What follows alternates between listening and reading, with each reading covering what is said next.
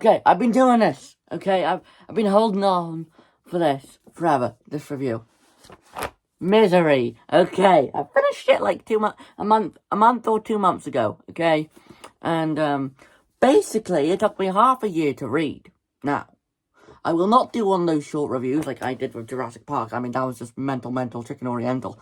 But why did I say that? But yeah, this will be an in-depth review of what I can so far remember. So, yeah. So, starting off, it is a great Stephen King book. Like, one of the best, okay? This is like a 10 out of 10. And I've only read 3 Stephen King books. I've read, oh crap, I don't know. I've read It, technically, but not really. So, I've only read this and Salem's Lot. So, yeah.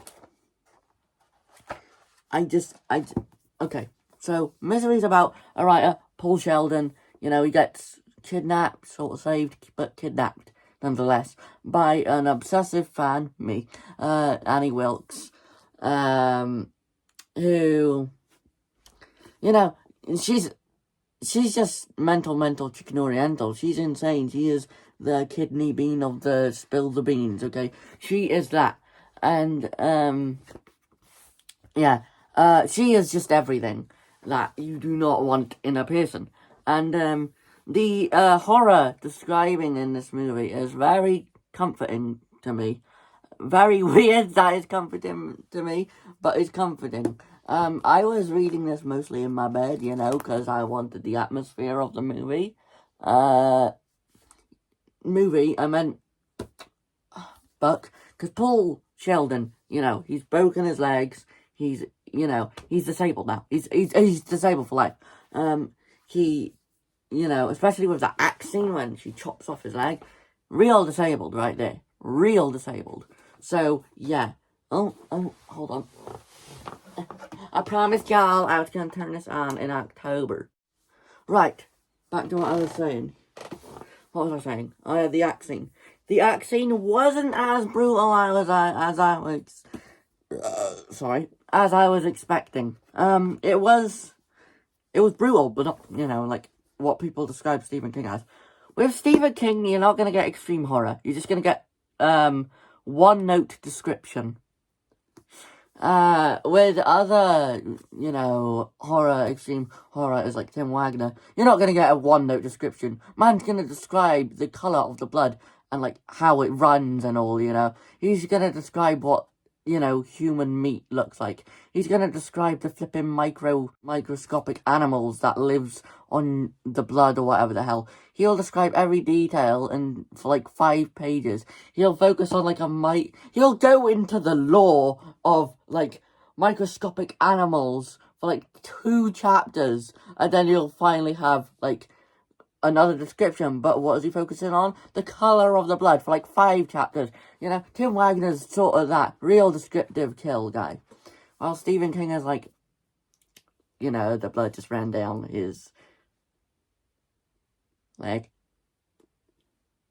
Okay, you know, people are exaggerating when they say he's all gore, because he's not all gore, okay? Tim Wagner's all gore. You know, Tim Wagner is like the gore king, okay? I think I'm the gore prince.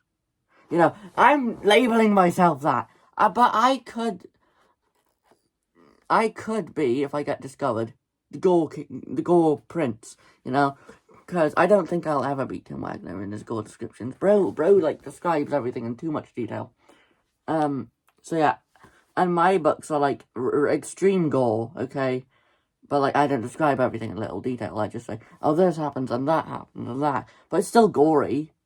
With Stephen King's, you know, it's just a one-and-done phrase. So that's my only complaint about that scene. Sorry, I was rambling on a bit.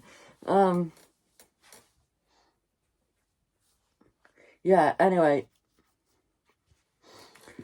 So, the ending of this book, I didn't like it. I did and I didn't, okay? If I remember properly, he kept doing, Stephen, you need to stop doing this, alright? I think he has now. But he keeps doing these little plot twists and all. So I think Annie Wilkes is still alive. I am not sure. I can't remember, but there was a scene where the cops opened the door and she was gone. Okay? Forever. And yeah, that was it. Oh wait, no, she escaped. Yeah, so there could be a sequel whenever Stephen wants to write one. Whenever he wants to write one, he can. But yeah, she escaped, you know. She's escaped. I think, if I remember correctly. So Annie escaped. Then Paul has this PTSD vision that she's just going to come into his house and kill him. I even thought, oh crap, bro just straight up died. She came back. He straight up died. No. He did not straight up die, unfortunately. That would have been a cool ending, better than the film.